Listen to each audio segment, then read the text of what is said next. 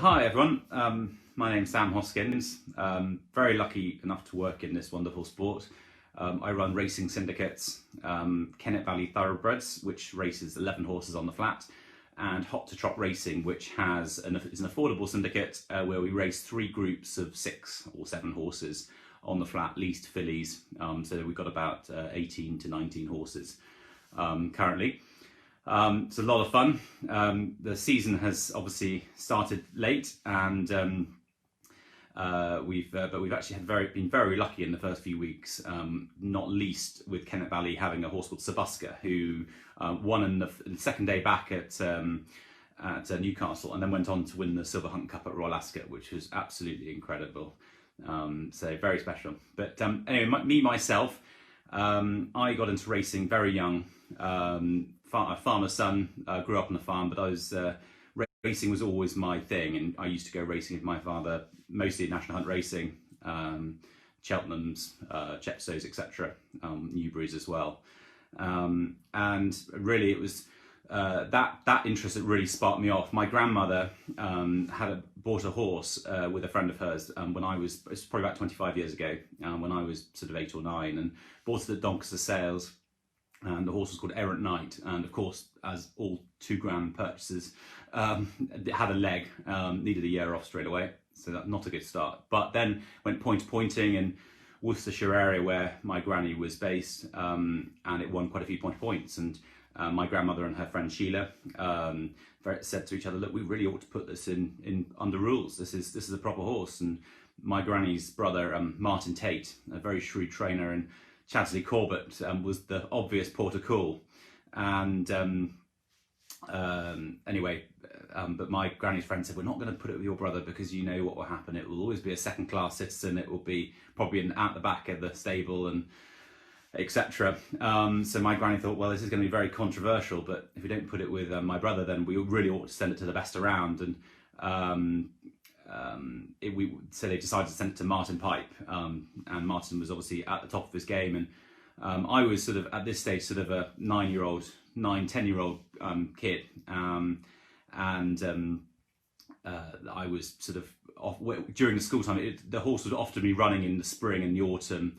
It was very much a fast ground horse, but anyway, the horse won 16 races, and I was sort of there at the likes of Stratfords and Warwicks and Newton Abbots to go and lead the horse in, and that really got me hooked. And sort of from then on, it really sort of spiraled from there, and sort of it always became sort of 13, 14. I was sort of much more important than school to me, and I went off. I was at boarding school up in Shropshire, and I used to go off racing to Ludlow and Chesters, etc. Used to get into a bit of trouble, but it was good fun. And I started writing for my local paper, which is the Wiltshire and Gloucestershire Standard, age 16, writing racing tips, very much focusing on local trainers. And I'd always ridden when I was younger, but from that sort of, in my teens, became less so. It was more the racing, and I was always quite sporty, so I played quite a lot of tennis and cricket, etc. And but the racing was very much, and it became very obvious that I really wanted to do that sort of full time. But I always thought I'd want to be a racing journalist, etc.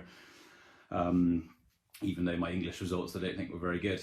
But then it sort of later on in my sort of 17, 18, I had to try and figure out what I was going to do longer term, and I sort of took a view that I really wanted to try and get onto this Darley Flying Start course at Watford. It's now the Godolphin Flying Start, and I figured out my path. I'd have to go and maybe try and do the Irish National Stud Thoroughbred breeding course, and what was the way of doing that. So I did the Irish National Stud course after a year out, where I basically shoveled shit abroad. I went to South Africa and various places around the world to do a bit of that, and then went to Ireland, did the Irish National Stud course, but sadly didn't get into the Darley Flying Start course. So I was very lucky to be awarded this Joss Collins scholarship, which then took me abroad again, and I did a stud season in New Zealand and a stud season in America, and that really sort of got me interested in all the bloodstock side, and very much flat racing, which really was sort of at the bottom sort of side of my interests until I was sort of after 18 really. Albeit I did used to go up to York, was my sort of introduction to flat racing when I was about 16 or 17. I used to go and stay with Ben Haslam, who I was at school with, And anyway, from the Irish National Stud, I went off to New Zealand and America. I came back. I did some work experience with a couple of bloodstock agents, John Warren, Jeffrey Howson, and did a bit with Highclere Thoroughbred Racing, which was quite relevant to what I'm doing now, ironically. And then I got a job with the Nyarkos family in London, age 22, which was sort of seemingly a dream job, and dealing with their all incredible horses. And it really was a dream job. It took me to London, which somewhere I never thought I'd end up. I was there for 2.5 years and had a great time. The horses I don't think were quite as successful during my period as they have been in the past, and as they are now, but you can just see some of their pedigrees are amazing, and I still follow them now, seeing all the bloodlines, going back to the likes of Miesk and Coup de Genie and all these amazing horses, and it's great to see now the other bloodlines coming through, and it's brilliant.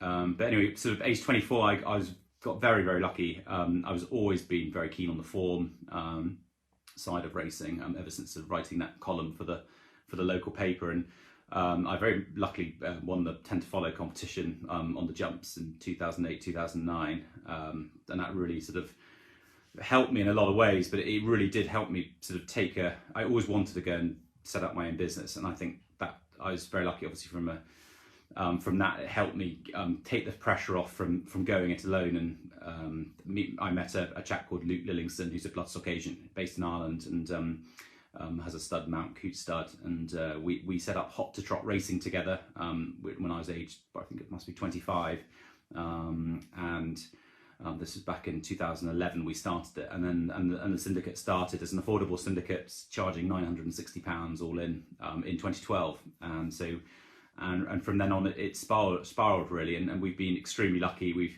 the model of Hot to Trot was always to lease well-bred fillies, which is a way of us getting our hands on some really good quality horses. We'd go and individually inspect all the horses that we'd choose, and then we'd select the best ones, and we'd race the best with the best, and that was the idea. Our deal was to put them with top trainers. At the time we were looking to try to get sort of 200 to 250 members, but I think we soon realised that actually it was just unrealistic, and I think we had 150 in our first year, but then we sort of went down to 120 the following year, and really it was very much touch and go whether it was worth it. Certainly I think we made a loss in the second year, and pressure was starting to mount, and we had winners though, which was good. But then at the time I was sort of continued to helping the bloodstock agent Jeffrey Howson out, and he introduced me to Nick Robinson, who ran the Kennet Valley Thoroughbred Syndicates, and Nick had been around for many years, started Kennet Valley in 1988. I believe he was the founder of Pacemaker, and he also brought in Robert Sangster to racing. So he was someone steeped with roots. He owned a very good filly called Dibberdale with Charlie Hills, with Barry Hills, of course, back then.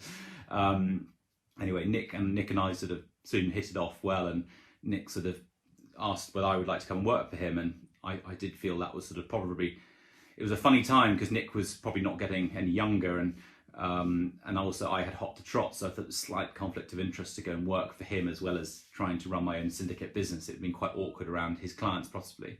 But anyway, I met Nick introduced me to a man called Peter Winkworth, whose son Piers was then quickly sort of introduced as well, and Piers and I went into business along with Luke, and we bought Kennet Valley off Nick on sort of a very small sort of buyout thing, and just, I mean, it's really the client list and the colours and the name to carry it on, and we inherited the amazing Tullius with Andrew Balding, who had run so well, had won a Group 3, won the Sovereign Stakes for Nick, and he'd need a year off the year before we got him, but then as a 6-year-old he came back, and in our first year he was second in the Lincoln in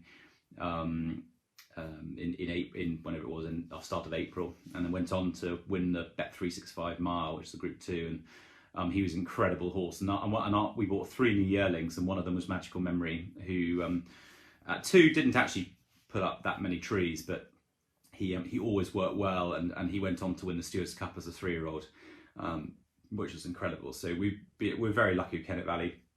And Hot to Trot was sort of bumbling along, and felt quite to me, and I think especially doing them both, I felt there was a slightly poor relation to Kennet Valley really.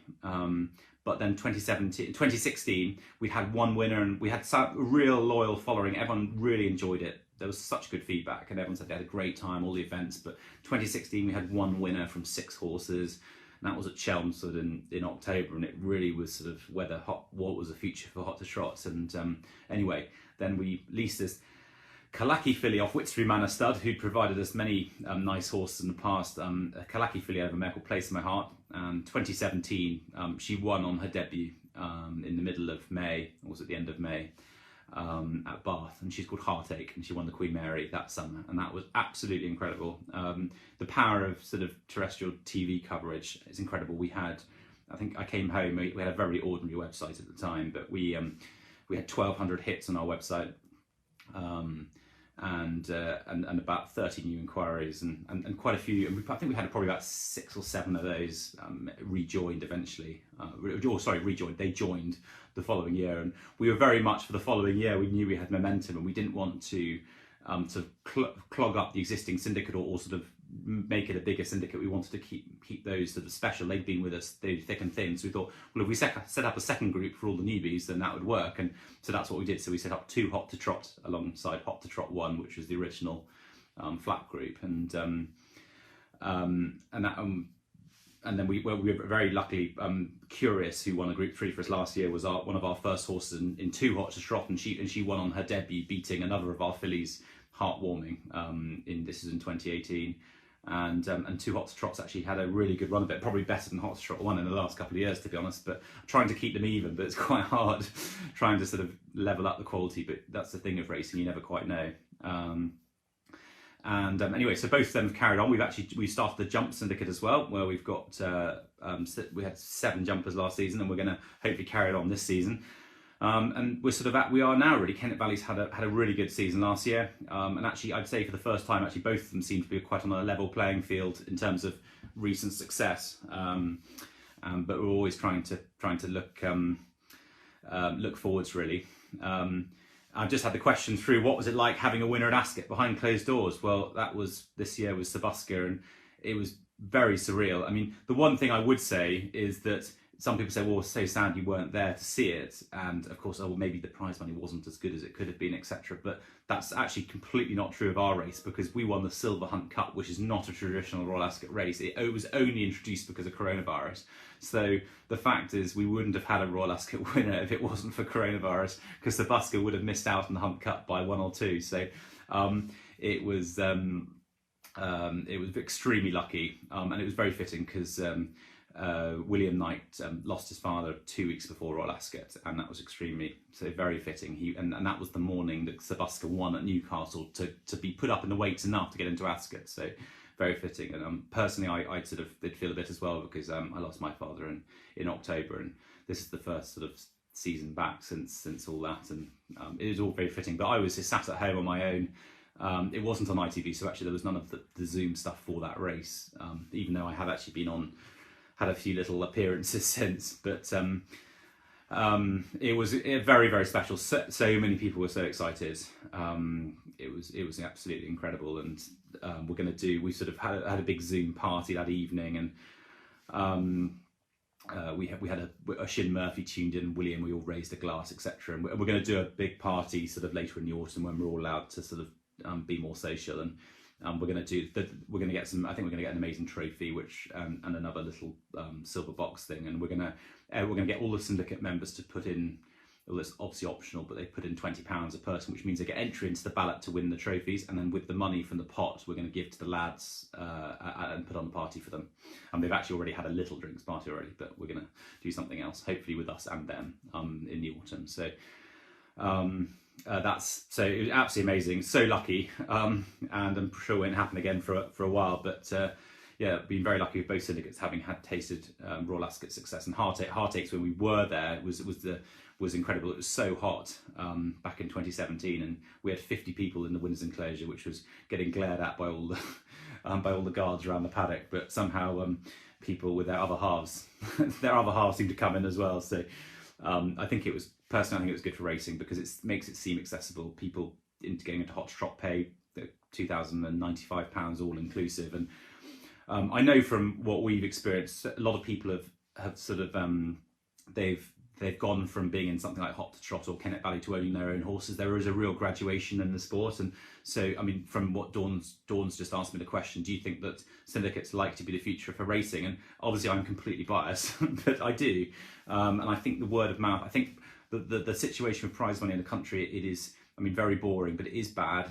We all know that it affects all walks of racing as well, whether it's trainers, jockeys, stable staff, etc., all of whom rely on prize money percentages, etc., and obviously the owners themselves to pay the training bills, which are, of course, the costs are only getting more and more. So if you have personally, but if I'd say to someone, if someone came along and said I had enough to buy a horse for £30,000 and to train it for the year, I mean, obviously in a lovely position, I'd say, well, it'd be better to have sort of spread your risk a bit and have a quarter of 4 or a tenth of 10.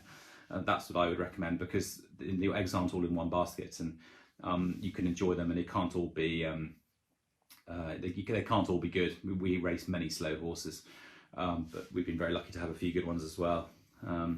Do I think that the social aspect is one of the key reasons that people join syndicates? I think that is, and I think the social part is so important, and it's that's been the real sort of worry about this season so far. We're now sort of seeing that there might become a bit more social stuff. We might be able to do a stable visit for 6 people or more from this weekend onwards, and two owners can now go. But absolutely, I think the social aspect is so key. It's celebrating with your friends. I mean, a bit like when I was sat at home with Sabuska winning the other day. I was on my own. I didn't have anyone to celebrate with. It was a bit weird. But when you're at the races, the feeling of being with, say, 10, 15, 20 other people is just incredible. Drinking champagne and toasting the success is like nothing else. And also it's a camaraderie when you lose as well. You say, oh well, that's racing, and you enjoy it either way. And seeing them on the gallop, some people actually prefer to sort of see their horse on the gallops and they're almost going racing. That's the big thing for them, just standing on the top of the gallops in the howling cold or whatever.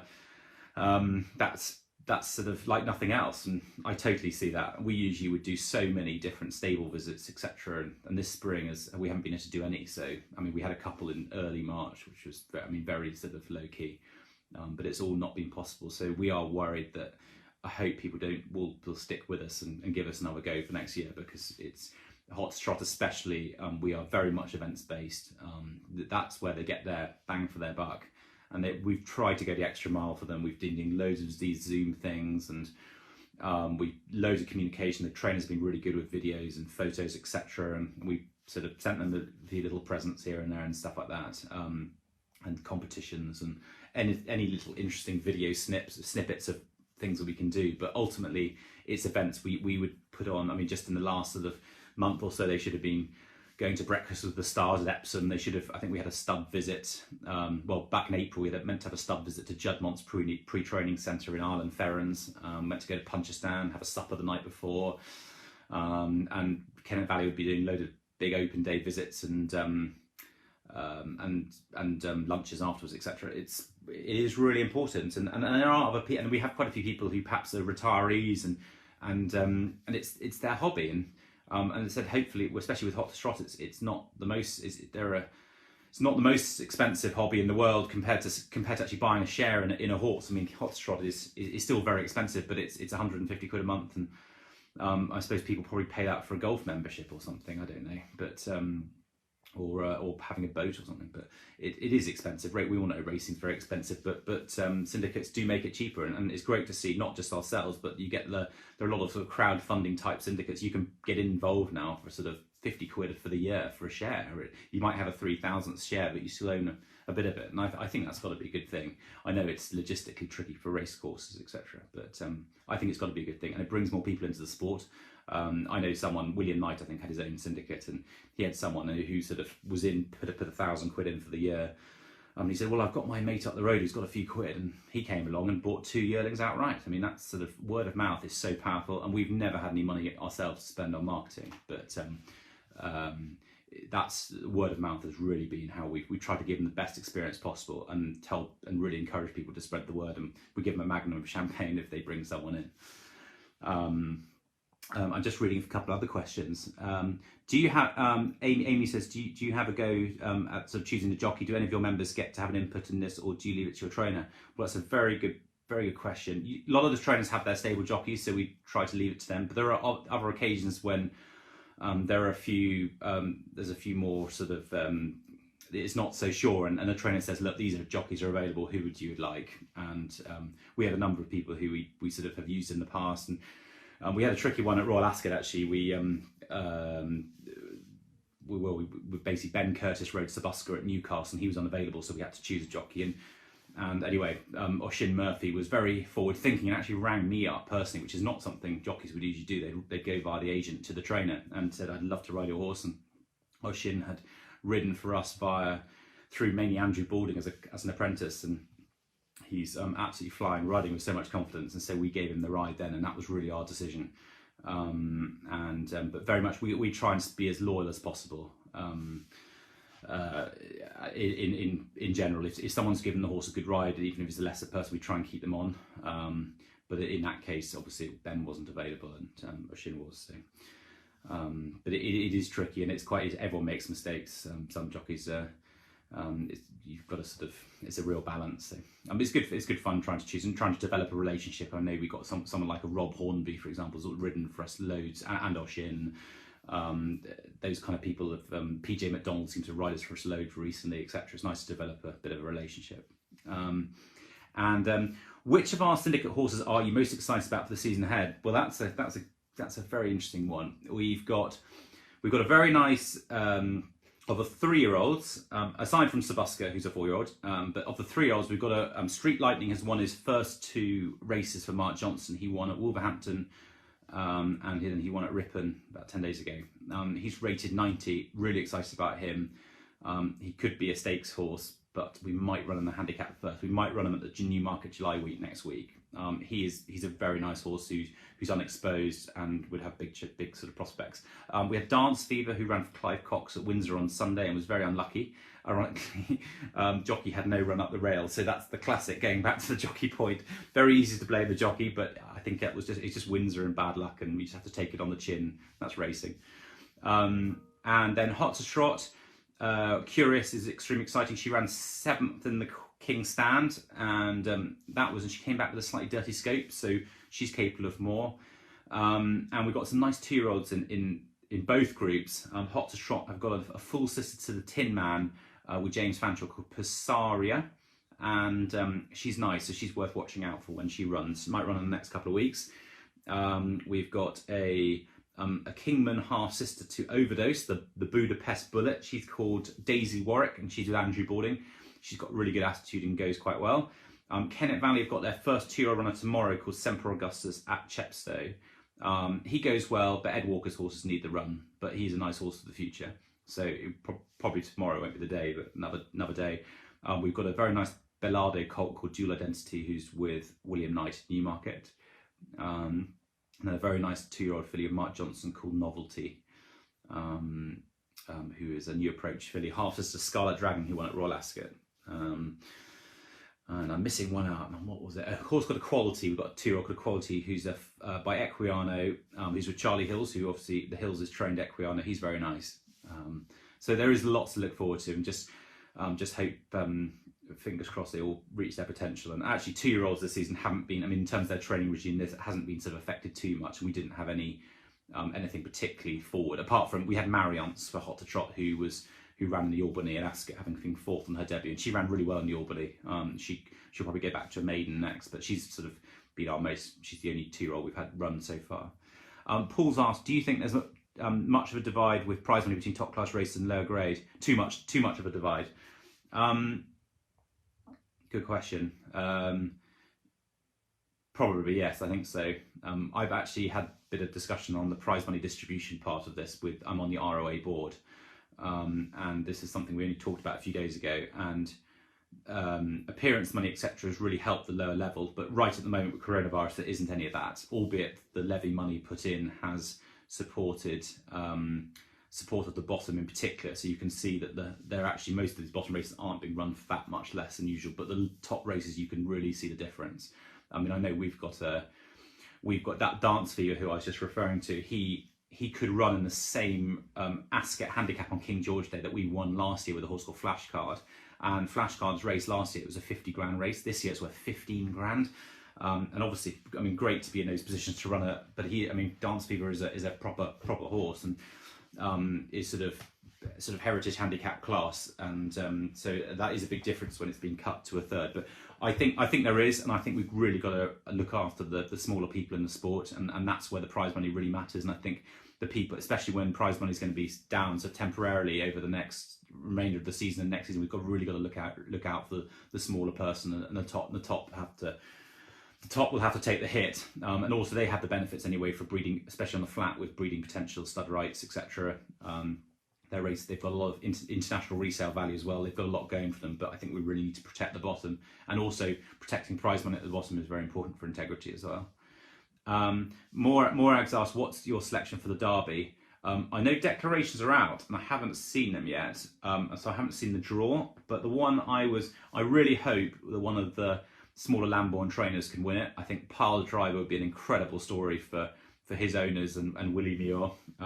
I actually got notes on seeing him as a foal, and I actually quite liked him, dare I say. But he was a Harbour Watch colt with quite a good pedigree, but I think they had a 15 grand reserve on him, and we were sort of thinking he might be a horse that could be sort of a 25 grand yearling, and with the costs involved, it was too expensive to try and buy. This is myself and a few friends. But I did like him as the foal. But anyway, that would be a really good story for the little man. And also Ed Walker, as we have horses with him, and English King would be wonderful for Ed if he could win it. And also the Coles as well. They've got Highland Chief. So I really hope one of those horses wins it. That's where my heart lies. My head, I wonder whether Mogul could be interesting. He is a brother to Japan, and I remember last year Japan was I was at York when Japan ran in the Dante and ran a. He was very fat and not ready, and he stepped up markedly and ran a huge race in the Derby. And Morag, not Morag, Morag, you've asked the question. Mogul ran a very sort of lackluster race at Royal Ascot, but that was very much a prep for the Derby. And I suspect that Ryan will probably choose him, although someone can probably tell me otherwise because the decks are out, but I haven't seen them. But that's the one my head would be saying. Aidan's also got the advantage of having lots of horses in there as well, to set up the race the way they would like it. So, but I can't wait. It's such a great weekend of racing coming up, and I don't think we've got 2 runners tomorrow. We've got another filly called Cash Morella for Kennet Valley at Chepstow, but we haven't got. And Street Lightning is entered on Sunday at Sandham, but I don't think he'll run. So I don't think we've got any runners, but I'm really excited. I'm probably sort of finishing up. I'm sorry, I've just talked. Half an hour of talking, I think. But if anyone else got any questions, then obviously be delighted to ask. It's just great to bit of support the Racing Welfare Charity. It really is the most wonderful charity, and there's so much going on at the moment. It's doing great works, and I think it's I think mental health in everything, all walks of life at the moment is so important, not least racing, and we've got to support everyone. And we're all a big family in racing, I think. More says I couldn't win the slowest race at Wasserborough. Well, I'm sure you would. Anyway, I'm probably coming to a close. Thank you very much for tuning in, and I'm always delighted to ask any questions about syndication or always. I mean, I'm on the ROA, as I just alluded to earlier, and trying to get more people involved with racing and trying to promote the sport for everyone's point of view. But I'm very much, I feel like I come at I'm a fan ultimately. That's my love of racing. That's the way I always came from it. Loved it. I just still love going to the smaller meetings and just standing around the paddock with no involvement. And it's great fun having race runners, etc. But actually, it's just quite nice just going along. As I always slightly think now when I go to Windsor, etc. I always feel I have to dress up and be in shirt and tie because you never know who you might meet there. But in my heart of hearts, I just quite like to be in shorts and t-shirts on the rail watching the racing. But anyway, it's great fun. We all love it. Thank you very much, everyone, and bye.